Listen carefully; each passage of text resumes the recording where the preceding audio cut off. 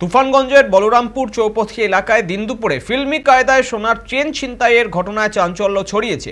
নাককাটি গাছ গ্রাম পঞ্চায়েতের চামটামোড় এলাকার বাসিন্দা ও পেশায় শিক্ষিকা সুপর্ণা সরকার রবিবার সকালে পায়ে হেঁটে বাজারে যাচ্ছিলেন। এ সময় উল্টো দিক থেকে বাইকে আসা দুই অপরিচিত যুবক তার গলায় থাকা সোনার চেন ছিনিয়ে দ্রুত চম্পট দেয়। সুপর্ণা চিৎকারে স্থানীয়রা ছুটে এলেও দুষ্কৃতীরা তখন এলাকা ছেড়ে পালিয়ে যায়। খবর পেয়ে তুফানগঞ্জ থানার পুলিশ ঘটনাস্থলে পৌঁছে সিসিটিভি ফুটেজ সংগ্রহ করে ঘটনার তদন্তে নেমেছে। এই ঘটনায় এলাকায় আতঙ্ক ছড়িয়েছে। দিনের বেলায় এমন ছিনতাইয়ের ঘটনা ঘিরে এলাকার নিরাপত্তা নিয়ে প্রশ্ন তুলেছেন স্থানীয়রা।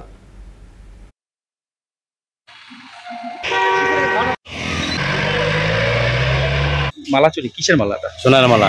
কিভাবে চুরি হয়? চুরি বাজার করে যাওয়ার পথে। মহিলা কি বাজার করতে আসছিল? মহিলার বাড়িটারি জানা গেছে? চামটামোড়। চামটার মোড়।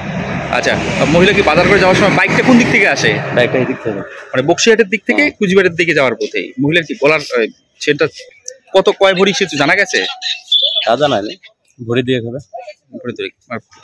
বাইকগুলা কোন দিকে পালায় করে? কুচবিহার থেকে। আমি বলরামপুর চৌপথি বাজারে যাচ্ছিলাম। ব্রিজ পার হওয়ার আগে দুটো ছেলে ওখানে এসে থামলো। থেমে বাইকটা মানে খারাপ হয়েছে বলে গ্যারেজের ছেলেটার সঙ্গে কথা বললো। ওরা কথা বলছে, আমি দূর থেকে দেখছি। দেখতে দেখতে ওদের ক্রস করে চলে গেছি। এসে মানে ওখানে এসে বাইকটা স্লো করতেই মানে আমি প্রায় ধাক্কা লাগে এরকম দেখে আমি বাঁ দিকে একটু সাইড হলাম।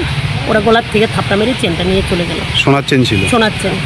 আচ্ছা, তারপরে কি পুলিশকে জানিয়েছেন? হ্যাঁ, ওখানকার লোকাল লোকেরা পুলিশকে জানিয়েছে, টোলগেটকে জানিয়েছে।